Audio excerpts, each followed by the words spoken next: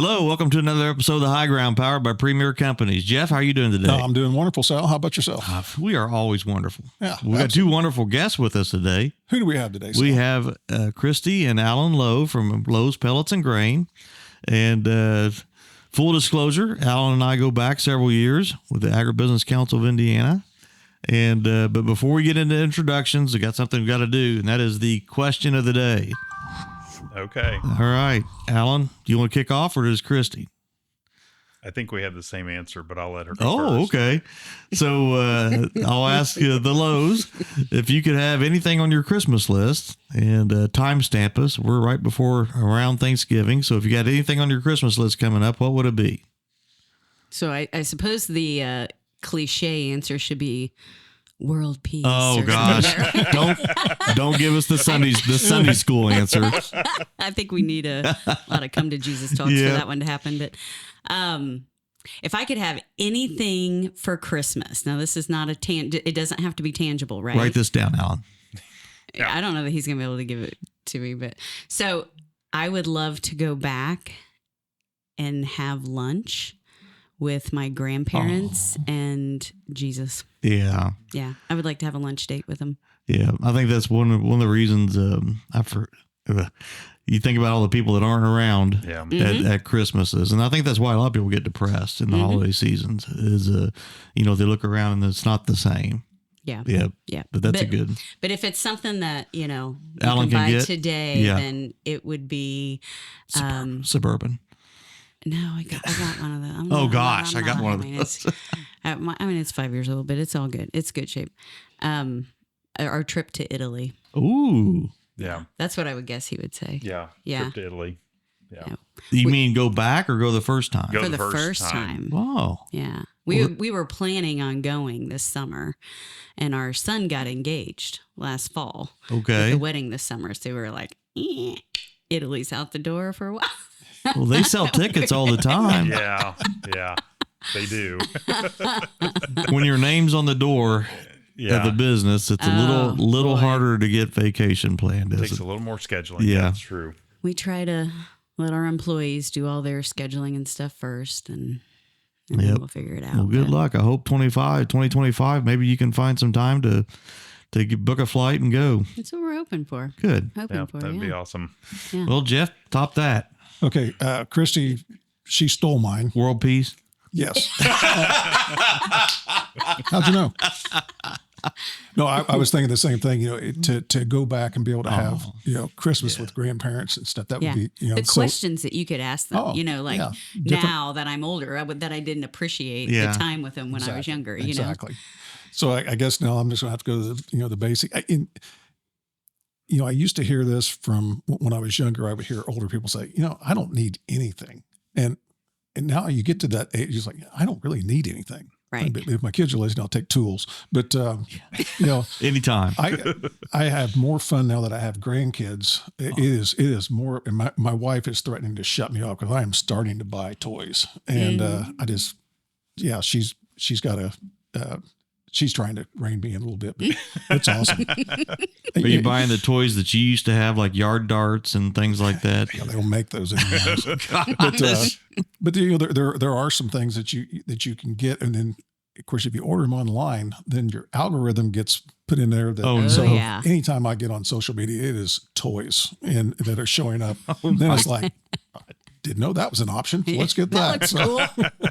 Wow, the things they come up with now. Absolutely, yeah. And it works. Yeah, so that's, but if the kids, give me some tools. There you go. I don't care. I just like tools. Anything Milwaukee or DeWalt or. Yeah, I'm a DeWalt guy. Yep. I like Milwaukee, but I've already got DeWalt batteries, so I can't change. There you go. Mm-hmm. I think mine would be, I'd like to have an excavator. I got my eye on Kubota makes a really nice, the biggest one they make, and it's a nice mid-size one. You got a project in mind you're wanting to do? No, not at all, Kristy. I just should have had a bigger sandbox when I was a kid. I just go sit in it. Yeah. Seriously, just spinning around in a circle. And then Jeff's gonna have all the kid toys, the tool toys. You can all the come dig me a pond. I would do that if you would go in half and leave it at my house. I'd come dig your pond. I like the fact that you buy it and just come dig it for me. So you never want to have a truck and trailer to move the stuff. You just want the stuff. Because if you had the truck and trailer, then you have to. I can get a truck and trailer. There you go. That's right. Oh. All right. Awesome. Well, let's get back on topic then. That's good stuff. So, Kristy or Al, tell us about yourselves and personally first, and then let's talk about the Lowe's Pellets and Grain. Okay, you go first. Personally, okay. How'd you get in the career? Obviously, the family business. Yeah. So go to the mic there, buddy. So I'm glad my wife doesn't come in with me, Alan. Don't answer that. Yeah. Yes, don't. I've been married for a long time. You're going to live to survive another day, aren't you? That's right. So I, like I say, grew up basically living right next to the family farm. So we had farrow to finish pigs. We raised beef cattle. So row cropped. So I traditional farm kid. I grew up doing that. And then on top of that, we also had Lowe's Pellets and Grain, which is a family-owned feed and grain elevator located in Greensburg, Indiana. So after went to local Greensburg High School, went on to Purdue, and graduated from Purdue in 1994. My God. And you're talking to farmers out there that, weren't even born. I know. So then after college, I came back and started working for Lowe's Pellets and Grain, mainly operations. And Dad told me at the time, it's whatever he didn't want to do. That was my job. So that's what I did. You learn everything. There's a lot of family-run organizations out there listening to this where people are shaking their head yes, because that tends to be what they. That's the training. Yeah, that was my childhood. That's a training. So yeah, still. And then, of course, got the great pleasure of being able to work with my grandparents and my dad day to day for almost 20 some years. Wow, that's awesome. So my grandfather, Floyd F., and grandmother Elizabeth both started the business in 1963. At the time, they were tenant farmers and had very little collateral other than the pickup he drove and the tractor he owned to farm the ground he was working. And so him and 12 other farmers went together. Businessmen.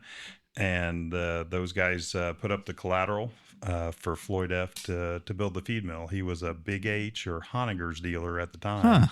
And one of their better dealers, and they looked at Decatur County as a place for a regional feed mill, and so they came to Floyd F. with the idea, and he got some of his customers and other guys friends at church, and went out and proposed this to them, and they agreed, thought it was a good idea, and so said if you build it, they'll back it, and so that became our cool. original. They didn't put any money down, but they put up the collateral of their farms. Yeah. Oh my gosh. To back the note, because Floyd and Elizabeth they didn't have anything to go get the collateral from the bank to build it. Kristy, are you from? I'm not from Decatur County. I'm from Hamilton County. Hamilton County. Yeah, northern Hamilton County, up Beck's area. So was it Purdue or Purdue? Yeah, we met at Purdue. He was a year ahead of me in school, and Hamilton Heights territory. Hamilton Heights. I'm from Madison County. So, okay. Yeah. Neighbors. Yeah, absolutely. I think Jeff's been everywhere. Yeah. No matter where. We had another guest on here as Wisconsin. I was just there. Yeah, I was at Purdue. I was a biology major, and a friend of mine, Tony Beck, was in Farmhouse with Alan. And another friend of mine was like, I got to go take a file. You want to go with me? I was like, yeah, I'll go see what's going on over there. And was the night that I met him. And I was trying to set him up with my sorority sister at the time. And somewhere along the lines, he started liking me. And here we are. Now, did you come out of college and work for the... No, I did not. It's so funny that you asked that question. I can remember... we were engaged at this point in time. So Fred and Bruce, they're two of our employees, and they've worked with it for us for 30 some years. I don't even know what the count is, but I can remember stopping in at the mill one day, and this is the point in time where grandmother still sitting at her desk. Like she was sitting at her desk at 90 years old. Wow. Right? Like, and still very much running the show. And Alan's mom was there and his aunt was there, and I'm just leaving, and Fred and Bruce say, "Kristy, come here, I want to talk to you." So I walked over there and they said, "So Elizabeth works here and Regina works here and Brenda works here. Like, when are you going to work here?" And I went, "Not going to happen." I think I said something like, "When hell freezes over." I like my in-laws. I want to keep liking my in-laws. I probably should not work with my in-laws. And then, of course, here I am. Yeah. But it took all of them. Yeah, famous last words, Kristy. Yeah, I know. You should. That is so true. You That is drew so the true. line. That's right. Yeah.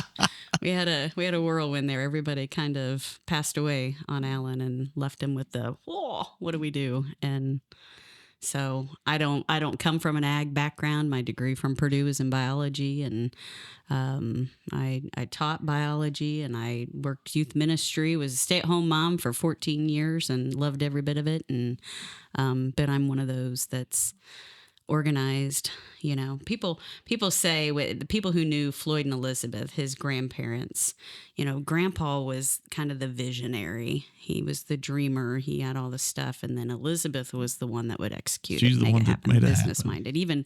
Even someone for her generation, she went to college and got a associate's business degree, and so the two of them just, I mean, they were two peas in a pod and would work together on everything. They went everywhere together. They were in super, super well respected people in the community. And that's one of the things that I think is cool about our story is when we look at that, we have a picture that hangs up in our feed mill office of the original shareholders.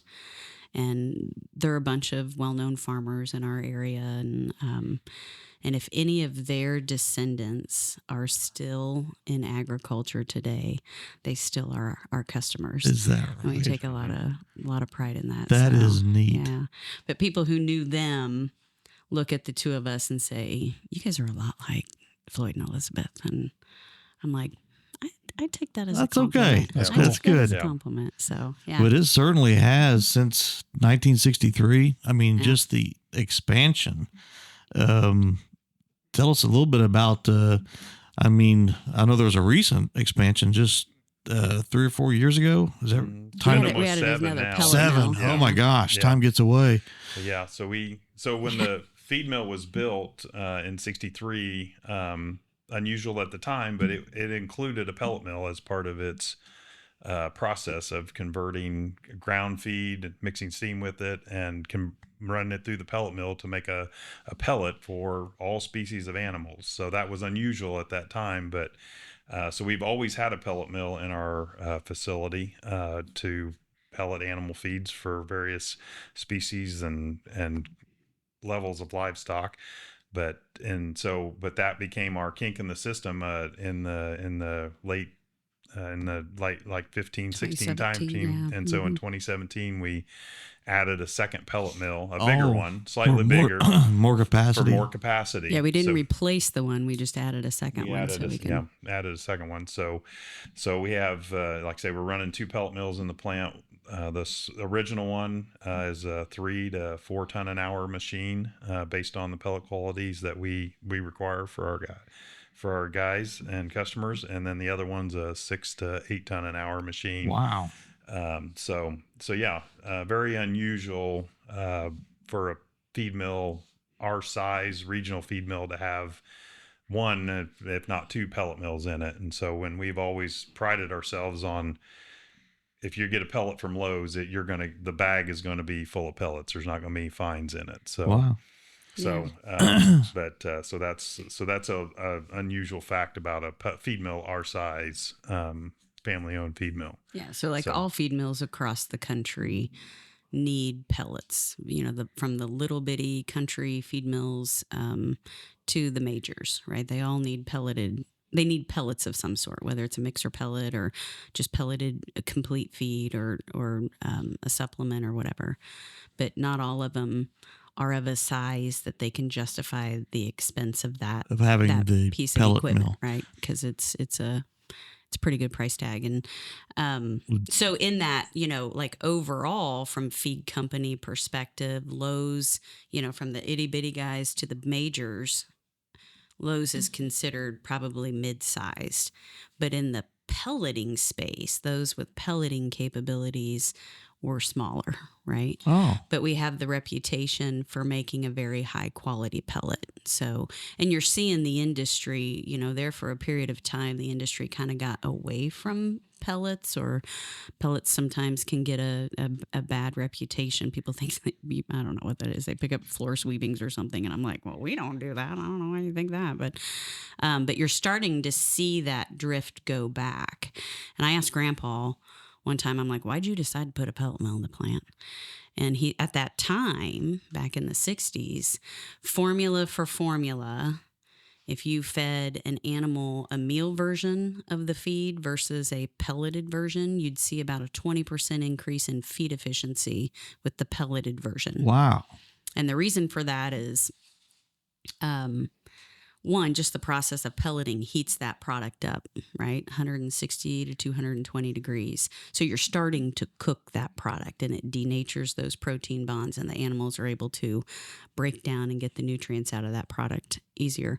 But then two, you can't sort a pellet, right? Animals are a lot like humans. We They like can't our pick out what fruit they and want.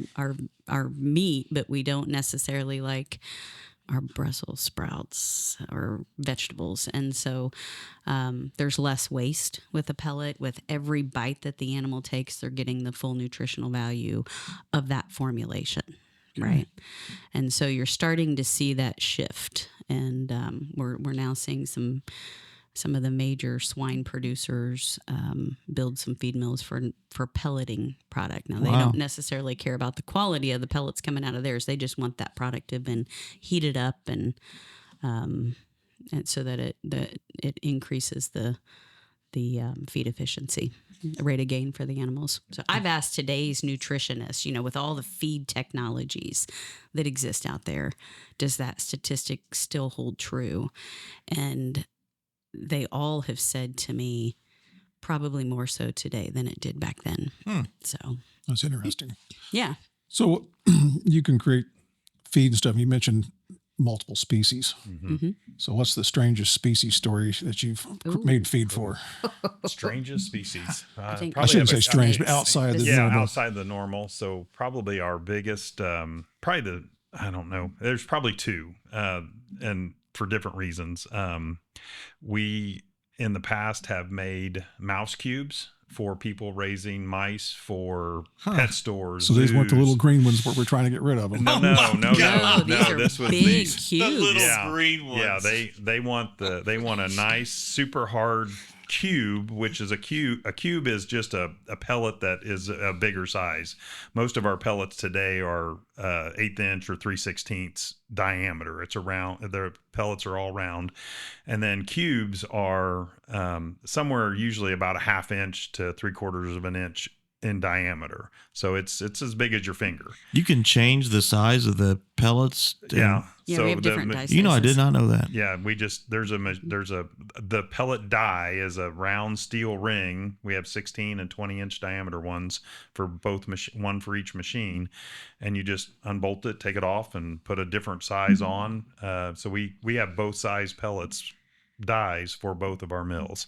So they're the larger animals, cattle and so horse could Is take a that larger fairly easy diameter. to change those screens? About an About an hour hour. of downtime. An hour. on Oh, both wow. sides of the run. Yeah. So so it's not something we want to do unless we have to. So Mice, I wouldn't have thought of a mouse pellet, not the green ones. Sorry. You would do that. but yeah, so we Don't made kids do not feed your They pet yeah, mouse the don't- green pellet. yeah. I don't right. know if you want them to be around. Yeah. So we made those mouse cubes and they Is that for lab rat type stuff? So they They were raising them for zoos Yeah. to feed the reptiles. I'll It's a be fascinating. darned. They put the cube on top, like the cage was a 3-tiered, I don't know, box, and the waist was down below the mouse. The mice would be in the middle section, Ugh. and then they would stand up and nibble on the cube up above. Huh. And you want that cube to be really hard so that it doesn't The break waist, apart. Yeah, Wow. and just fall to the waistband below. But So. yeah, that and then Then ostriches Oh and yeah, emus. ostriches. We made- Ostriches and emus. Yeah, I remember when back- that fad went through. Yeah, when that fad went through, we were making quite a bit of ostrich and emu feed every week. A lot of alfalfa meal. So yeah, so that was late 90s fad of there was people were bringing ostrich and emu over for the eggs and for the meat. It was a really lean meat. It was, but it's more of a red meat versus a white meat like you think from a poultry. It's really good. I had it a couple times. I went to one of the investor meetings they had. I'm looking at this, and I'm the only livestock guy in the room. Yeah, and keep going. I finally asked the guy, I go, so, and they're talking about how great all this is. I said, so what's it cost to feed these things? And it's like $2,000 a month, and they were still trying to build a market. I'm like, yeah, I'm out. Yeah. I don't know if the market's coming, and you want $2,000 to keep. Yeah, I'm out. Right. Yeah. So that's probably our two unusual things, but those are pretty good ones. Yeah. So, but we've made, when the other kind of unusual thing that we did for quite a while is we used to make an all natural lawn fertilizer out of feed ingredients. I mean, you guys are crop guys, you know, nitrogen, all proteins are nitrogen. So nitrogens break down in the soil and feed the soil. So, so we ran specialty feed ingredients through the pellet mills after they were mixed that you could take out and put on your lawn. And corn was a component. Corn was a component of it. Corn gluten was a feed, corn gluten meal. Sorry, let me mistake. I say that right. Corn gluten meal was the primary thing. So that's our both of our pellet mills have crumblers on them. So, like we use them today for the chick feeds, right? You make the pellet first and then you crumble it. Like you want when the pellets come out of the pellet mill, they're going to be hot, they're going to be soft, and as they cool, they get hard, kind of like your cookies. You know, when you're baking cookies in the oven, you can't pick them up right away. You got to let them cool a little bit before you pick them up off the plate. But so you want to cool the pellets slowly. If you blast them with cold air, and then the outside gets hard and cool and the inside stays warm and moist, and you run into mold issues later down the road. So you want to bring that pellet down to ambient temperature slowly, let it cool from the inside out, and then we can crumble it if the species of animal that feed is targeted for needs something smaller. So we use the larger pellets for cattle and horses, but a lot of times young goats or sheep can choke on that size of a pellet, so we have to use the smaller diameter dies to make those feeds. That's amazing. We make a lot of goat feed. Like the chick feed, do you do much of that, or is that really okay? So being a multi-species feed company just requires us, we have very strict flushing and sequencing procedures. Like there are some products, ingredients that you will use for one species that can be toxic to another. So you have to pay attention to what order you put the feeds on. You know, you have hold back flushes built into the feed, which is part of the formula. It has to go with the feed, but so you kind of run a batch of something else through. Yeah, so like if we make a medicated feed, every medicated feed we make has got a hold back flush built into the formula. And then we will follow it with an unmedicated feed for that same species of animal, right? And then we might go transition to, like if you're making goat feed has rumensin in it and you need to make horse feed, you're going to want to run a non-medicated cattle feed or something through it before you do the two. If we can't, we'll run additional flushes, things of those sort. Wow. But so you have to pay attention. So flushing and sequencing procedures, but that's kind of all built into. So yeah, FSMA you guys were probably on the board for Matter of fact, I want to come back to that as we get a little farther in is the Food Safety Modernization Act. Yeah. Question: So explain the pellet. I mean, so do you have to take? So you take all these ingredients for the cake, and you heat it, grind it, heat it, and then how's it made at that point? How do you? So once you get, and just because you put a formula together doesn't mean that it will make a pellet. It does. I mean, you can put formulas together that can be extremely difficult to pellet. So to stick together. together. So because that's kind of where Alan's gift is in all of this. I would say one of the things that we brought in. Experience can be a really hard teacher sometimes. Yeah. bet. He's learned the lesson well. We brought in a nutritionist. Chris Meggie is his name, and he's a ruminant nutritionist, and he's very talented with what he does. But when he first came, trying to get him acclimated to a feed company that pellets products, because he would be like, this right here, this is the formula I want to see my cattle be fed by, and he'd give it to Alan and be like, ain't no way you're gonna pellet that, right? Yeah. There's science, and then there's the art. Yes, that is very true. So every formula that you put together, you have to kind of slightly manipulate it to make it pelletable, depending on what the ingredients are. So, but it takes a little bit of starch to act as the glue for that, and then so that's part of that. But basically, the process of pelleting is you take that formula, you meter it into a mixing chamber above the pellet mill, and then that mixing chamber, we are adding steam off of a boiler that we inject steam into that mixing chamber, and that makes that feed into what we call a mash. And so it's not super wet, but it depends on, like, if you hold it in your hand for just a little bit, it will form into a ball. And then once that is mixed in there, that steam is added, then it falls through, and then the next step is it pushes it into, the feed flows into the pelleting chamber. And like I said before, the pellet die is a round ring that spins in a circle, and inside that round ring that are in two fixed positions are two rollers, and those rollers are grooved, and they basically are within a 1/4 inch of the inside face of the die. And as that feed flows into the die, the centrifugal force holds it against, but then the rollers, as you build up that pad, forces that feed through. Most of our dies have somewhere around 1,000 holes in them. And those holes are drilled through from the inside to outside of the diameter of the die, and then that pushes that feed through those holes, and the feed is actually touching the steel of the die for about a half to 3/4 of an inch. And that compression, because it's cone shaped, takes that feed, and the holes of the die are cone holes shaped. of the dies are cone shaped, and so that forces that in and then compresses that heat, and then heat and humidity, or heat and moisture, and then that's what makes the pellet come out. When it comes out, it's compressed into that feed pellet, and then we cool it and go from there. Cut it and cool it from there, and then once that once it's cooled, it forms a hard pellet. And then one of our quality tests that we do as soon as we get it cooled off is we take it in and we put it inside of a steel box, and then close the lid on that steel box, and then it sits there and tumbles for 5 minutes to see if it's. And then once we get done, we screen that pellet, and if it's a cattle size or horse size pellet, it has to be less than 5% fines after we tumble it.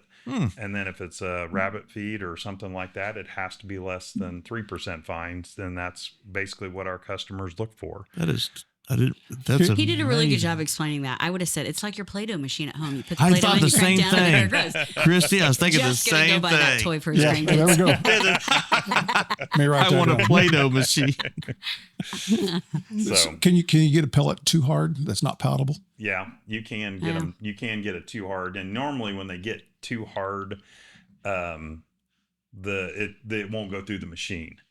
The machine basically will sit there, and and I've done this more times than I'd like to admit, that I've tried to make a feed go through the pellet mill machine, the pellet die, that it would not go through, and it just stuck the die. And then once you stick a die, that means taking it off and putting another one on, and then taking that one in and soaking it, and sometimes even sending it back to the manufacturer to have it re-drilled out. Yeah.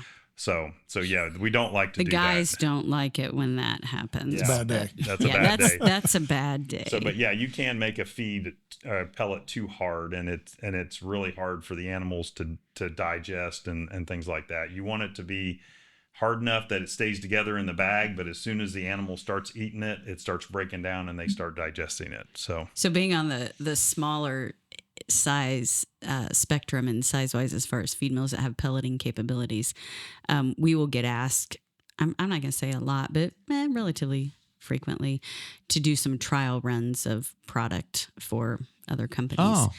And it's always funny. Or if our nutritionist comes up with a new formula and we'll walk that formula over and talk to our feed mill operators about, okay, here's the purpose of it. And then you just see them all go, oh, like nobody wants to be the first guy to try the run. When I got they a don't great know how it's idea. gonna- Give me 15 goat. I will run that all day long. But we know how that one runs, but I don't want to be the guinea pig. That's the luck of it. But so there's and like I say, it's just a matter of sometimes learning to pellet a new run is a matter of trial and error. We have to try this for a couple ton, and then that made it a little better. So then we might need to try this for a couple ton. And like said, there is as much art in running a pellet mill as there is science. Wow. I mean, and a lot of it is just the operator that's there, standing there, listening to the machine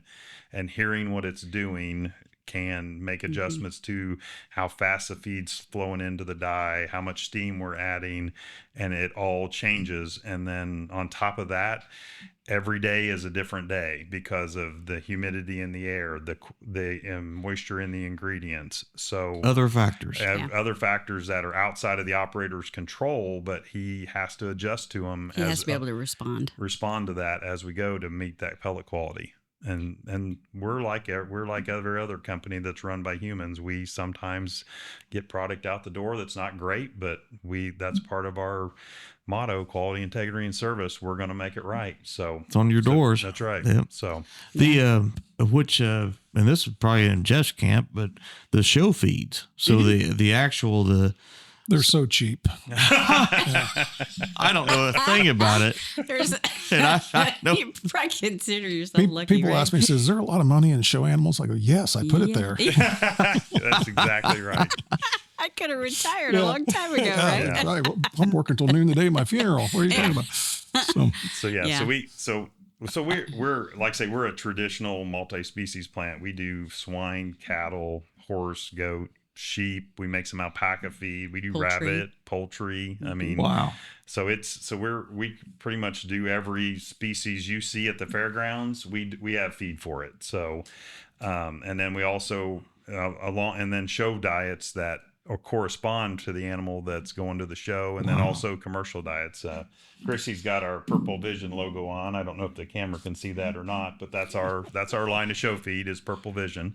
So, and then of course Lowe's is our commercial brands of feed, and then we also have horse feed is branded under the name Allegis. Yeah. So we own and manufacture 3 of our own brands of feed. Wow. Lowe's would be, which she's wearing, is the commercial line of product for those who are raising animals for protein, and then Purple Vision is our show feed brand. That's our label. And then Allegis. And then because we have pellet mills in our plan and pelleting capability, a measurable percentage of our business is custom labeling for other feed companies that you said don't that have you pelleting capabilities. Everybody needs pellets. Yeah, everybody needs pellets. But and when you said that, then, I was like... And then feed mills that need a mixer pellet, right? So any textured feed that, like a lot of the show feeds are textured feeds, there's going to be a pellet in there that's got the vitamins, and if it's medicated, the medications would be in that, so on and so forth. And we will make those pellets for other feed mills. So we've got bulk trucks that run out to other feed mills, giving them their mixer pellets. We will even, like, we are Sunglow manufacturer. Sunglow's a national show feed line of product, and we manufacture it under their label. And so we put products in the Sunglow bag. Sure. And, there's some others out there that we do. And then we have our own line of product. And I would like to say that we are this company that's just got this, strategic plan that we beautifully execute, but we really tend to just like trip and fall and roll down the hill. And from the outside looking in, it looks like you've got that I guess strategic. We cover it well. Yeah. We're like the duck. We're nice and smooth on the top. We are paddling like crazy under the water. Yeah. Well, so talk about other factors, and we talked about the Food Safety Modernization Act, right? And Alan and I, that's where we met, was the first time when we were on a board together, the Agribusiness Council of Indiana.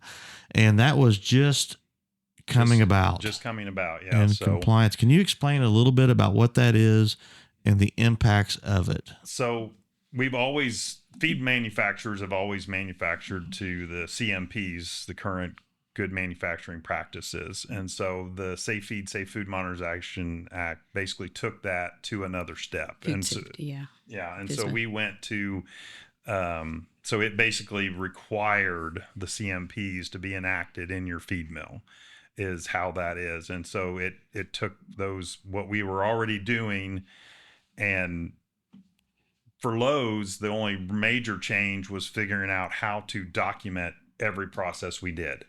So instead of having, Joe knows how to run this piece of machinery, we have it proven that we know Joe knows how to run this piece of machinery. Not that he's been doing it for 25 years, but we now have it on paper and a record that Joe knows how to do it. And so we are subject to a state FSMA compliance audit as needed or as they deem it. And then so we basically went through the process of taking all of our processes and making them into SOPs. And then you had to take those SOPs and use them to mitigate hazards to the food chain. And so anytime, and if a hazard would be so like we had biological hazards and mechanical hazards and things like that. So we had to go through and document all of those hazards on every process that we did and turn those into how do we mitigate that hazard to the best of our ability. Wow. And but we basically took all of our things, and Kristy helped. One of the big things Kristy was very good at is getting processes in place so that we can turn what we already did into something that can be on paper and be trainable. And then, so all of our duplicating it, right? You have to be able to duplicate. And that's the Food Safety Modernization Act has been around for many, many years. And all the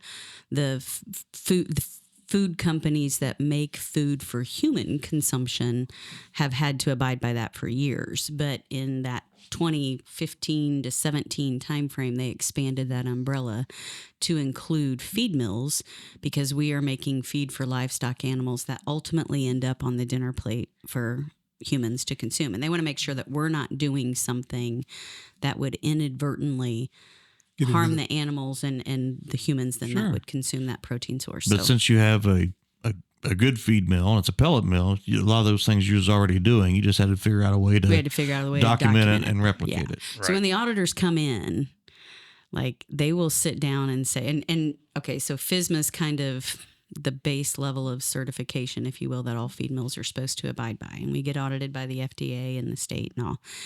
And then there is a level of certification called Safe Feed, Safe Food certified, which is kind of, FSMA on steroids, if you will.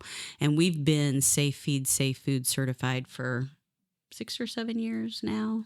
Something maybe like that. 7 or 8. I don't remember exactly for a while. When we started. But when you get audited, that auditor will come in and they'll say, show me a run of product where you used rumensin. So we'll just pull up a random feed that we make, then we put rumensin in it, and she'll say, okay, so the lot on this is lot XYZ.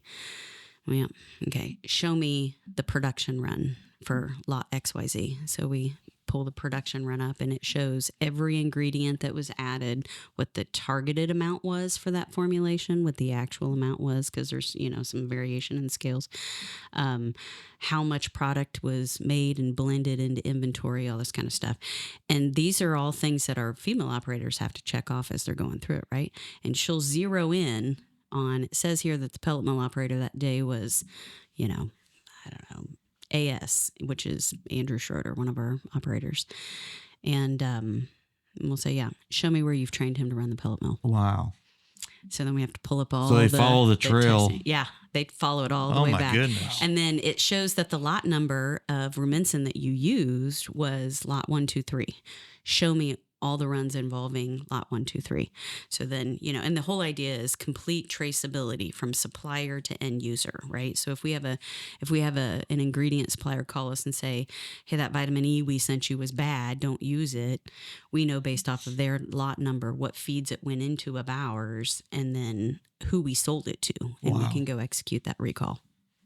So, wow. It's detail. Yeah. Like it's. And I vividly remember, I mean, you all compete with other businesses, and obviously that took a lot of time and money to comply with those regulations. And I don't know if you remember or not, Alan, but I was like, no, this other feed store, I can take my old bags in there and they'll refill them. And Alan's head, he just like exploded. He was like, you can't do that. And I'm like, I know I did.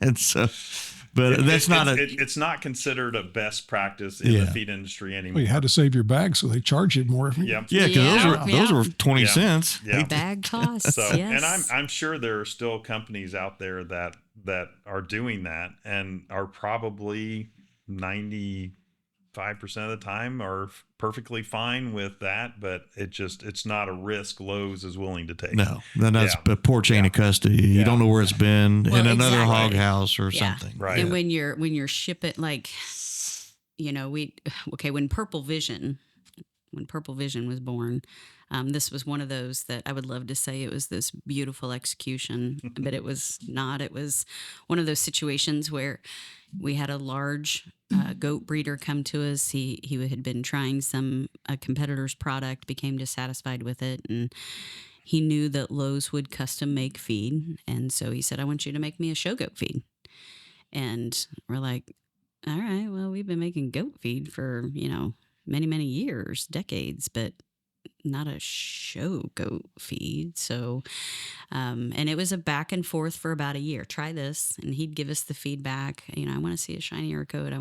we'd do the research on the ingredients that we needed to incorporate. Right. And we go out, we're an independent feed manufacturer, which means we're not beholden or on contract with any set ingredient supplier. So if we think that Cargill's got the best ingredient that we want to use in our feed, we can pull it in. If we think it's All-Tech Nutrition, and Ridley, we can pull it in.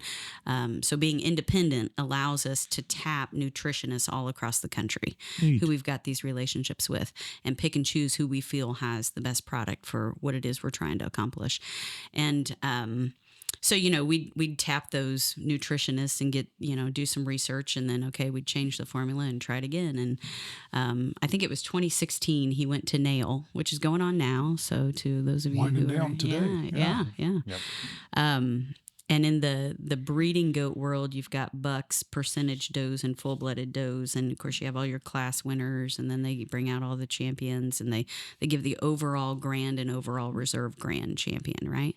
And at this point in time, we're just putting this product in the Lowe's bag because that's the only brand that we had. And our customer ended up sweeping the show. He took the top 6 spots. Oh my overall gosh. grand and overall reserve for bucks, percentages, and for full-blooded does. And of course, the show world, Jeff, right? Yep. If you're winning, everybody wants to know what you're feeding, right? And this particular day, like Alan and I, we had gone with some friends. We were headed down to Tennessee for just a weekend getaway, and I look down, my phone's ringing, and it's our production manager. And it's like, what's going on? When you own the business and you're away from it, you just, no. And I answered the phone to, we got a problem. And I was like, and you immediately start thinking the worst. And you're just, what's broke? Did a truck driver have an accident? Grain dust explosion? Like what happened? And he said, no. And he tells this customer, he just won nail. And I'm like, oh, good for him. He's like, no, we're getting phone calls from California. Oh, and I was my like, gosh. Okay, so clearly we need to work on our distribution network. Yes. And he comes back and he goes, you need to get some marketing behind this. And I was like, with what marketing department? Like, it's me. I throw up some Facebook posts, right? Like, so Purple Vision was born, and I was the one. So initially, the original bags had a picture that was of the banner, right? The banner that you win when you win the livestock show is purple. So Purple Vision, that's where the name came from. And I walked across to one of our bigger customers whose farm is right in the backyard of the feed mill, and walked into his barn and set up the hay bales and took the picture myself, like, And that was okay, it. we gotta come up with a new brand, and what With your how are we gonna do iPhone this? or your Right? phone, you took the.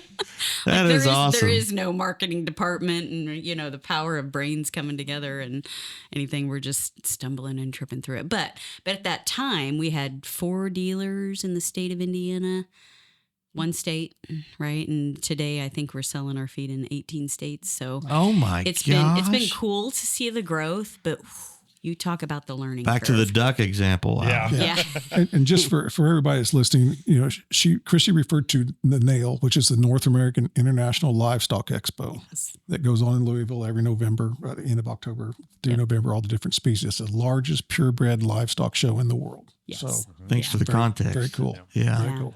Yeah. It's been fun. And the people that we've gotten to meet, like the customers and all the different states. So what was it? 2 summers ago? 2 summers ago. Yeah. Yep. Not this past summer because our son got married this summer, but the summer before, we used to try to have a dealer meeting and bring everybody in, but to try to get that many people to travel in the whole from all country those almost. different Do it in November. They're all states. going to come to Louisville. So Yeah. they're close. Yeah. It got, we didn't feel like we were getting the response that we thought we needed. And then our sales team came to us and said, hey, we got an idea. We think you and Alan should go on a road trip Our new and mar- go see our dealers. Well, and I was neat. like, have you looked at the dealer map lately? Bubbles are on that map. Like, Corporate jet now. Yeah. we're not there. No, we're still pretty small. But Greensburg International. Yeah. no, it Airport. was 3,300 miles Oh my in gosh. a week. 3,300 miles. 2 weeks. 2 weeks. 2 weeks. 2 weeks. Yeah, we left and we went out and we circled back around. I had to play for church. I play piano. Had to play for church and on Sunday, and then we headed out again. Wow. And from Minnesota down to North Carolina, Tennessee, Georgia, all those. Yeah, Very it was. cool.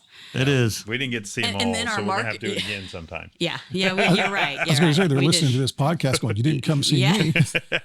Well, you We'll need get there one. Our eventually. marketing girl goes, Kristy, you got to make sure that like you document stuff and that it's fun. You make it fun. I was like, it's Alan and I, and we're going to be in a car. Like, how much fun can you make it? What are you talking about?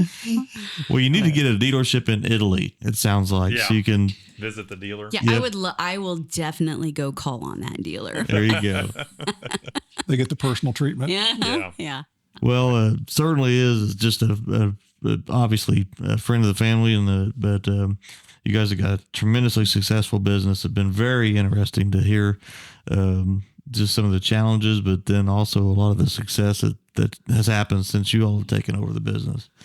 Well, and we thank you for your time. I mean, this has been neat, and certainly appreciate you guys reaching out and inviting us to be on this because it gives us a chance to say, if you got livestock out there, we would love to Yeah. talk to So you. how do people and reach Premier you? Farm and Pet is one of our dealers All here right. in Seymour. So moving quite a bit of product through them, and happy to be working with. So Trevor and all. how do customers find you? So we have a website. Yep. We're on Facebook, Twitter. I don't know where all the marketing So things Lowe's in. Pellets and Grain. Facebook, Yeah, lowespelletsandgrain.com. Yep. Mhm.